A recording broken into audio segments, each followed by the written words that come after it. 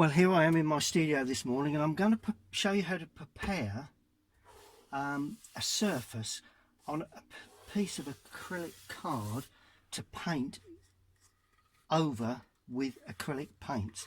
First thing I do is to pour a small amount of emulsion into a container like that. Just take the surface, run that back in so it doesn't get around the top of the... Right, you pour that in first.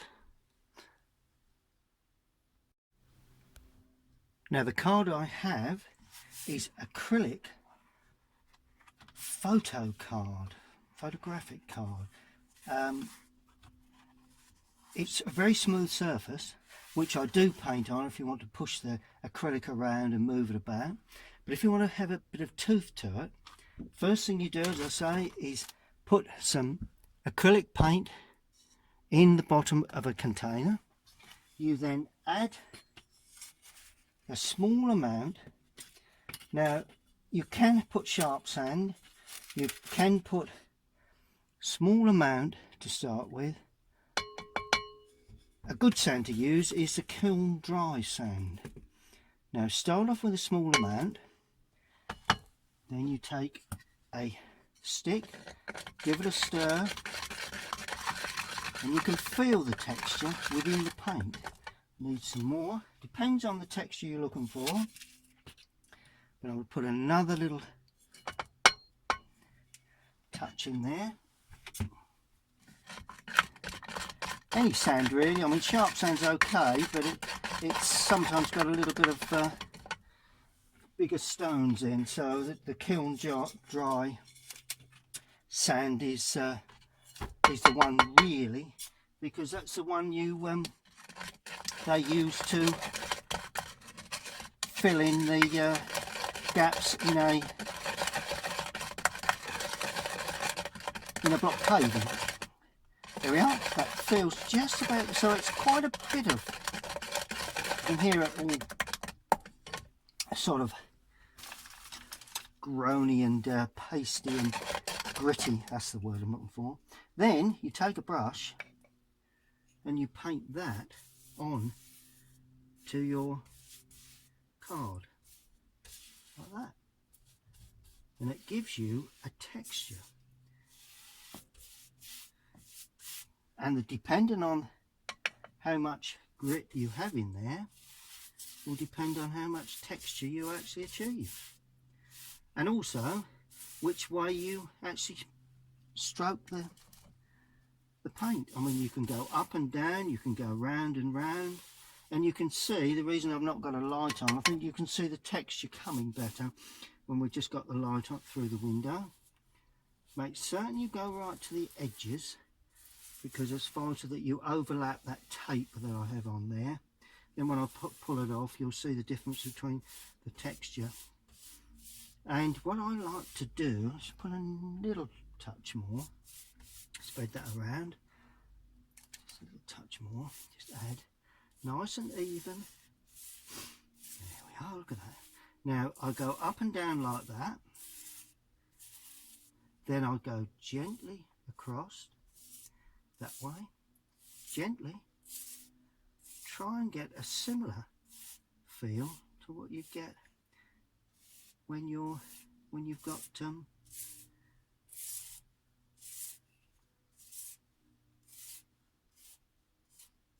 canvas really. Then I'm going to go straight down, gently, just gently spreading it evenly. Then I'm going to go across, because I want my texture to be sort of like landscape, because that's what I'm going to paint. Paint a landscape on there. Then you just keep it nice and easy, nice and free, certainly in the corners, and I'm sure you can see that texture. What I will do, I'll hone in a little bit closer. Well, there's the pot of gritty emulsion, and there is canvas. Well, it's not a canvas, it's a canvas look-alike, but I'm sure you can see the texture on the surface. And I'm going to allow that to naturally dry. Well, welcome back to my YouTube channel. I am looking at a snow scene. Now, I've painted this before in watercolour, but now I'm going to paint the same subject using acrylic, just to see exactly the difference, you know, and see if I can move a bit of this acrylic around onto my prepared canvas. Now, I think at the beginning of this video I've shown you how I've prepared the canvas. Can you see how really textures it is? Really, and I've shown you how I've achieved that. It will help to give me a more looser painting. So I'm just going to pan out now, just so as we get the canvas somewhere. It's actually an acrylic board, which is very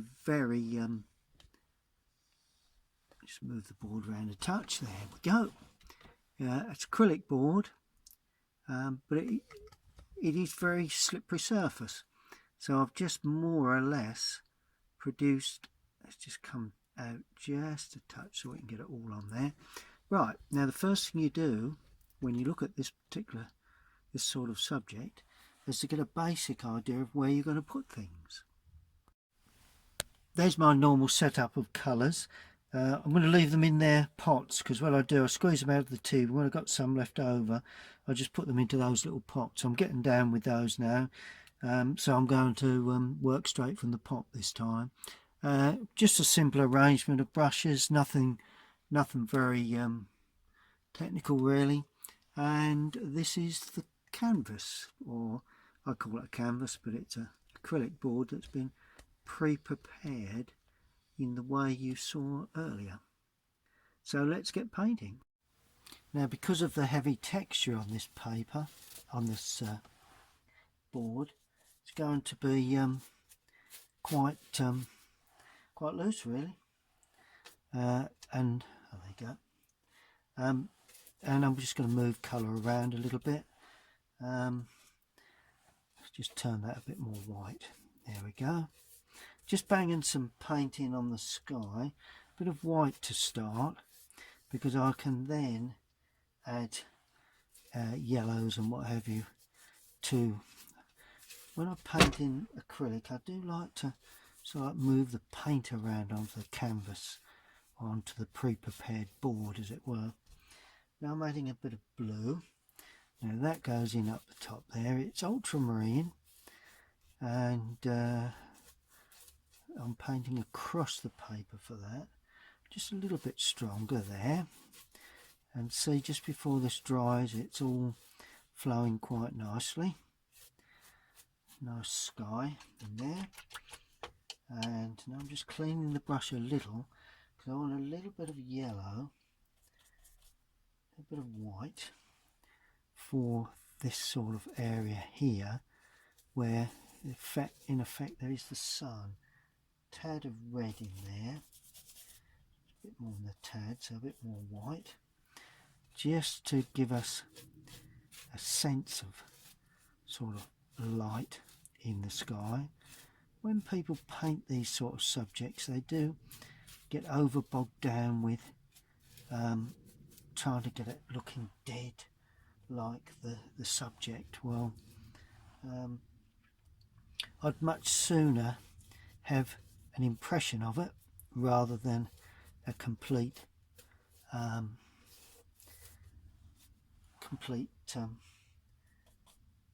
copy, which I think always looks nice.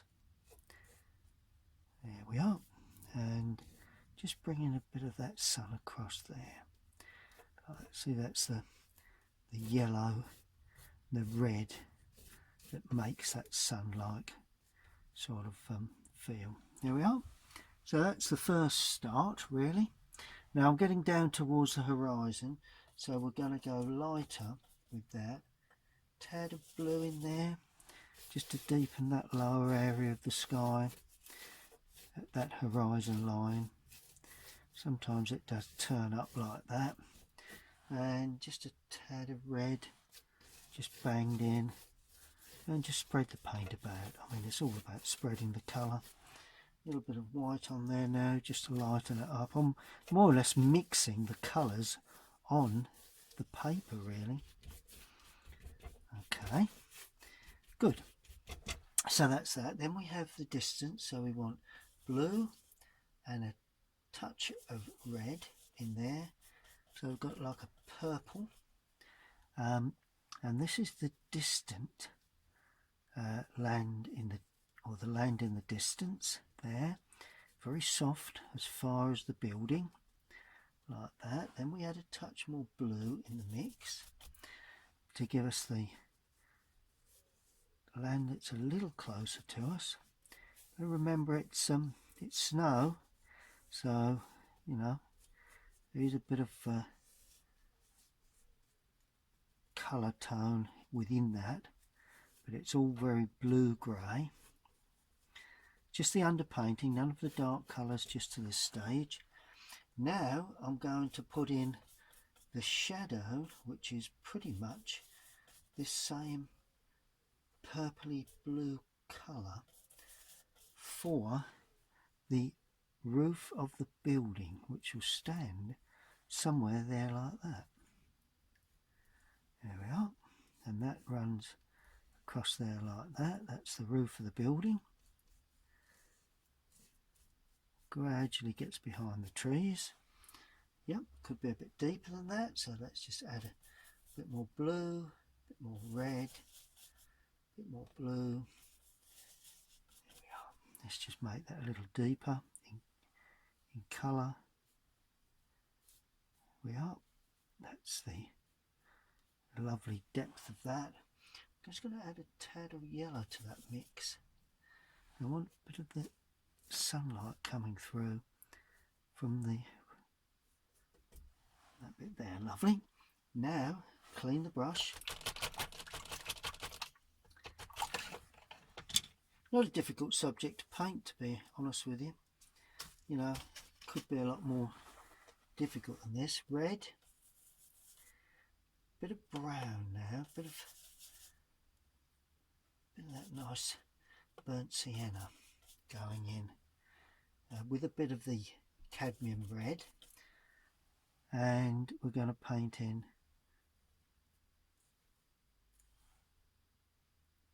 got a small, the roof is not that large and there's no perspective there, so we can pull that in right the way across like that. So that's the side of the building shining out really nicely. I'm just going to bang a bit of blue in that just to pull that back in colour as we paint. There we go. And this stands up, so I paint down with brush strokes for that. And there again it gradually gets lost behind there. Doesn't go much further than that. Clean the brush again. And now we look to the snow in the more foreground area. So it's mainly white, but of course to that white I will need, let me just get some more white out. Yeah, nice bit of white there. To that white I will need a bit of the colour that's in the sky. So a bit of pinkiness, a bit of yellow, and that lays across there like that. And that's where the distant land and the foreground comes into play. We're going to blend that through to that, so as we get a nice creaminess and a nice blend to the whole thing. A bit of yellow going in there, a bit of red. It also helps to warm your foreground up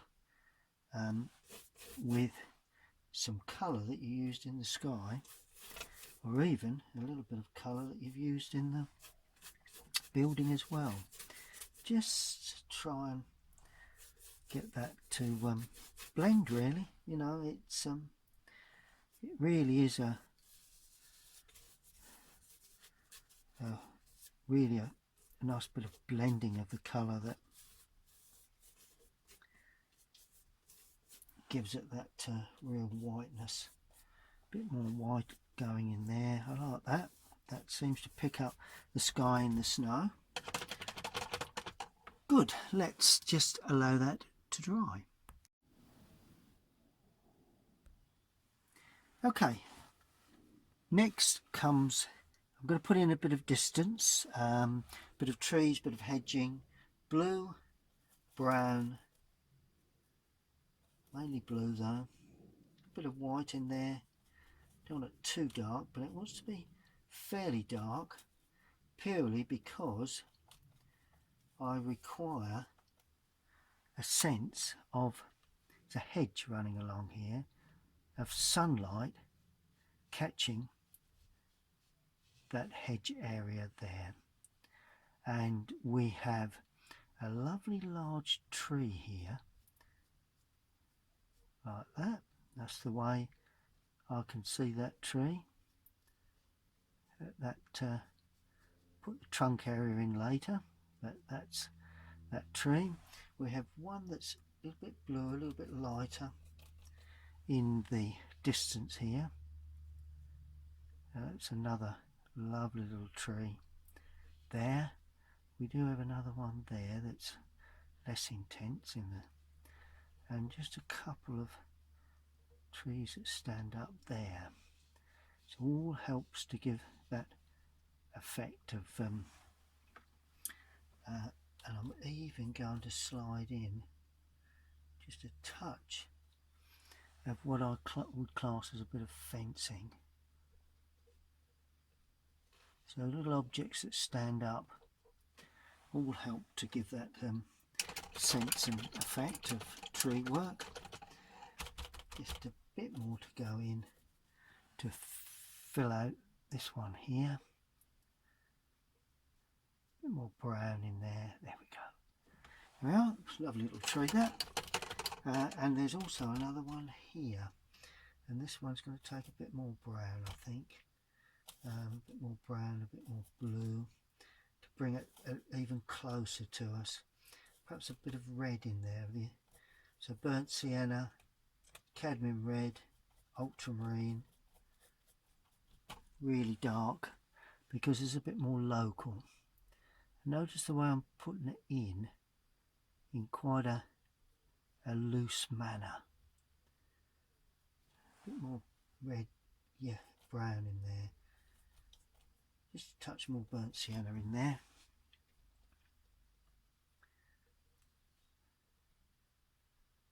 Got a shed roof there, so I have to just watch that. Don't leave any gaps between the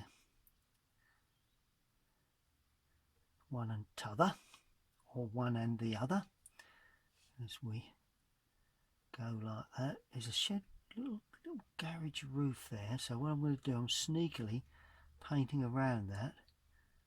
Bit of my old watercolour technique coming in there. That's a little bit darker. Right, I'm adding a bit of green to that now, just to ring the changes, give a bit of depth to the whole thing. Gives a nice bit of depth at that point. Bit of depth there. That's it. A little bit of this darker area along the bottom there. That's good. Yep. Now we have that lovely dark, so ultramarine, bit of red, cadmium red again, for just to pick up the front door of that lovely old building there. That's it. Now we need a bit of white or some lighter paint, just to show that we do have a roof, and that is now all part of that shadow area. And we just blend that through. Yeah, it just gives a nice bit of interest there. You're not depicting you're not painting everything. You know, you're just giving a interpretation, really, of what you can see now. A bit more darker blue now. You're only using a red, blue and a yellow. Right, one window there. Have another window there. Another window there. There is 4 windows, I understand. Though these I can't see at this moment because of we do have a chimney, so a bit more red in there. And let's bang the chimney on. Just used my mill stick to give support. Right, chimney, a very dark chimney there, look at that. It really does make the picture when you put chimneys in. Really does give the building life, really. Good. That's looking good. Now I'm just going to go under the eave with a darker colour, just to show there is some darker stuff laying around there. That's it. Good. Now I'm changing to a slightly larger, just a flat brush, and what I'm going to do, I'm going to now paint the trees to the right. Now these have a bit more brown in them, a bit more red, so still blue just to make it dark, but overall a bit more brown and red. Put a bit of green with that, could even put a bit of yellow because that yellow would probably lighten it a touch. So here we go, and this has got to be just stroked across the paper using the same technique for all of the trees. And there's sort of like a selection of them there that's running across there. I rather like that sort of look, like that. We're then running over the back of this building with that tree work, and that's all running away at the back like that. Very mystical, hazy feel, that's what we're looking for.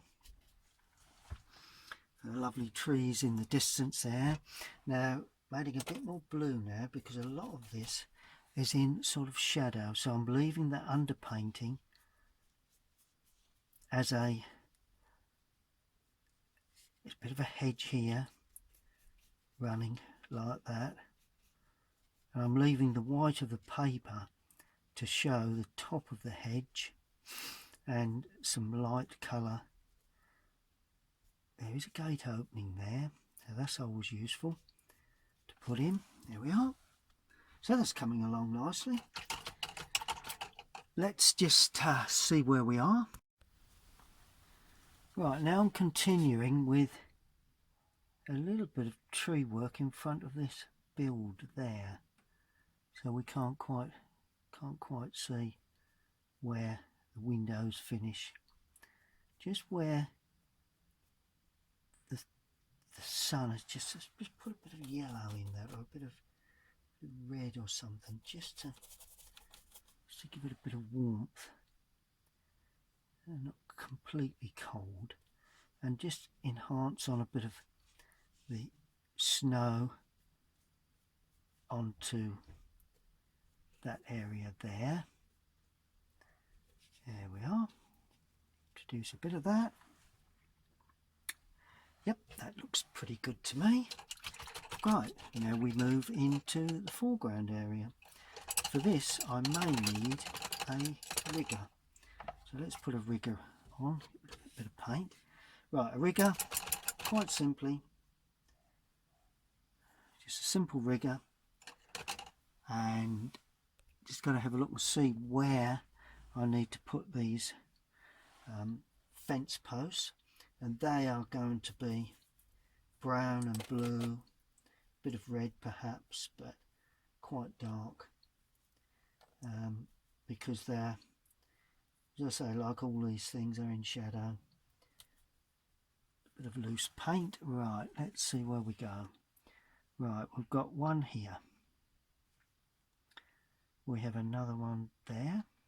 We've got to remember that as they go away into the distance, they appear smaller. So it's all about perspective, really. Then there's another one there, another one there, another one there.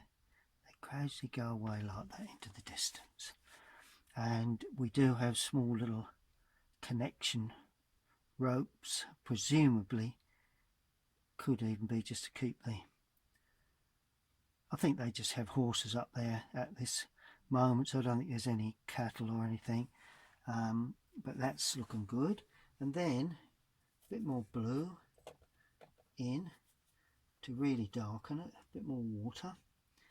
And for this I'm going to put the lovely old pole in, so that's going to be right high up there like that, and it does lean a bit into, and it stands somewhere about there. Lovely old cable pole just leaning in. The other side of it will be just make it a little taller and just a little wider. It's quite a substantial feature, and the right hand side has a bit of snow in it, so if we leave a bit unpainted that will probably be sufficient to show that up. Let's go just a little bit higher with that. There we are. You know, it's not that difficult, some of these paintings, to get to come off, and the main thing is that you treat them simply. Now we've got 4, or have we got 5? We've got 4 little areas where the cables actually are attached. There we are. Now we have cables coming down. Now I want to put these in quite freely and loosely like that, and then these then go down to another pole that's standing here, which there again stands pretty much at that point like that, a little bit darker so we can see it against that. And we've got these 4 little poles there, and it just comes down there, there, there, and then it goes on to another pole that's further back down here. Pretty much good enough, I think, you know. Let's just see if we can just improve a little bit on these cables. A bit like masts, never very good with those. There we are, that's sufficient, that's fine, that's looking good. Right, while we have this dark colour, let's give an idea of a bit of trunk work and the way these trees have a little bit of trunk work to them, because we can see it during the winter months. This one just has some little bits of trunk work. Don't want to get too fussy with this. Just sharpen up that roof a little, but I like the mystical sort of atmosphere that I've achieved around that area. That's it. Good. And then, of course, got these lovely branches coming in from this outside. And all we do is just pull them down like that. A lovely thick branch there. And it runs up like that. Runs up like that. And just keep adding the branches that sit right up. I do like to have branches coming in from one side on these subjects, because it does help to give the whole thing a bit of life. Nice bit of real strong branch there. There we are. and that then goes shooting up to there like that. That just goes through there like that. We will put some snow on that very shortly. That's it. Oh right, another one there. Just improve on what we've got, really. Improve on what we see. That's what I try and do. That's good. Yep. One or two things to do to that. And we've got a little bit there. Good. Now we pick the smaller brush up and we start looking at putting in, just thinning out this just a little, because there's just a little bit too much. Put a little bit of white on that, just to show where we have a bit of snow on some of the branches. There we are. It's all impressionist. It's all very, very impressionist. Don't want to get too bogged down with too much of the texture, and just a little bit more texture onto this, just to help thicken up those trees and just give that just a little more thickness, just to give. It's all a matter of capturing light, and if you don't capture light, then it really is not hardly worth painting, really. Light is what my paintings are all about. A bit more white. Now just stroked in, just catching the glint of that onto the window like that, because you will see a little bit of reflection within the panes of glass, and just drag it down like that. There we are. All of a sudden that gets lost behind that tree, just like that. Not a great deal to that, is there? You know, looking quite good actually. All we need now is some shadow work. Now I'm going in with some blue shadow work. Quite a blue grey, which will run along there like that. Be pretty much up to that point there. You're going to have some along the base there for obvious reasons. Just trying to capture where that sun is just spreading some shadow onto that tree, or from that tree casts onto quite a long shadow. And there's also a bit of undulating ground in front of that tree there.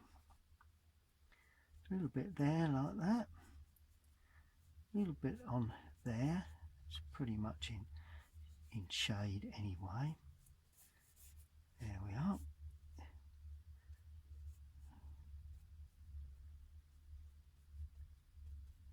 Just to give that bit of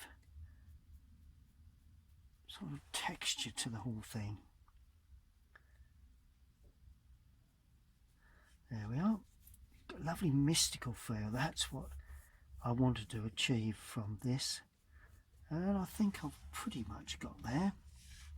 And then across the foreground we do have a little bit more of this just stroked.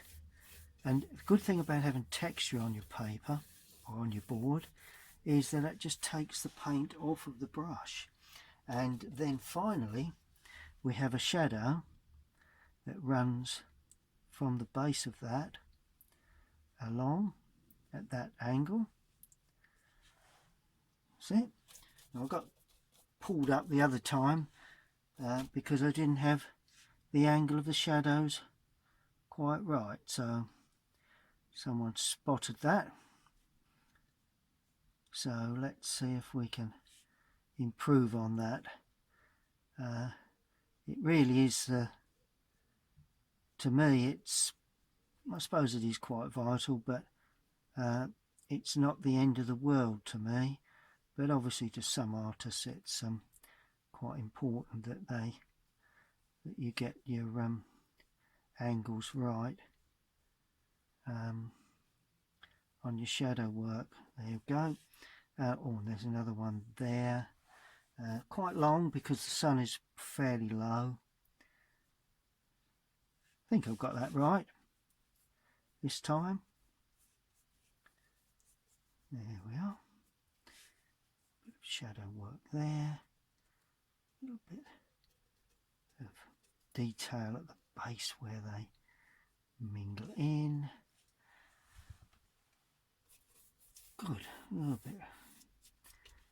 Good, good, good. Okay.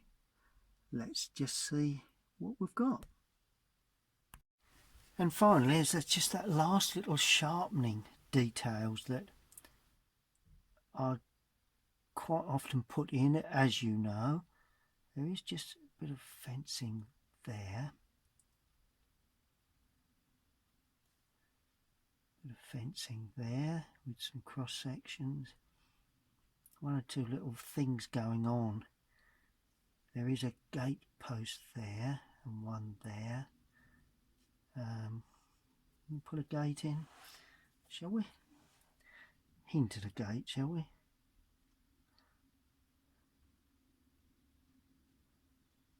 There we are. Go, a little bit darker areas. It's a suggestion. That's the favourite word, I think, when you come to finish these areas off like this. You're just creating a suggestion of what's there. You're not really painting everything in. You're just giving an idea that there's something going on. And all right, just sharpen this up just a touch. It just needs sharpening really. Just where there's, you can say too much about your subjects sometimes, and that is something that doesn't always work. You know, it's one of them times where, you know, sometimes less is more, as they say. But I think just put a bit of shadow onto that. Seems a bit heavy, so let's just lose that a little. There we are. Chimney pot, lovely. Seems to work. Nice and dark around that area. Good. Right, just needs to be signed then, basically. So I'm using the paint and I'm going to sign it in this bottom left hand corner. Don't think there's anything else required. I think that's captured the essence of the picture, and just shows you how quickly you can paint a lovely scene of wood farm on Galleywood Common in the snow.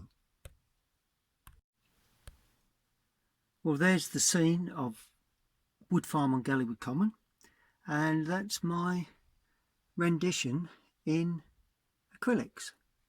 I think I've captured the essence of the scene anyway.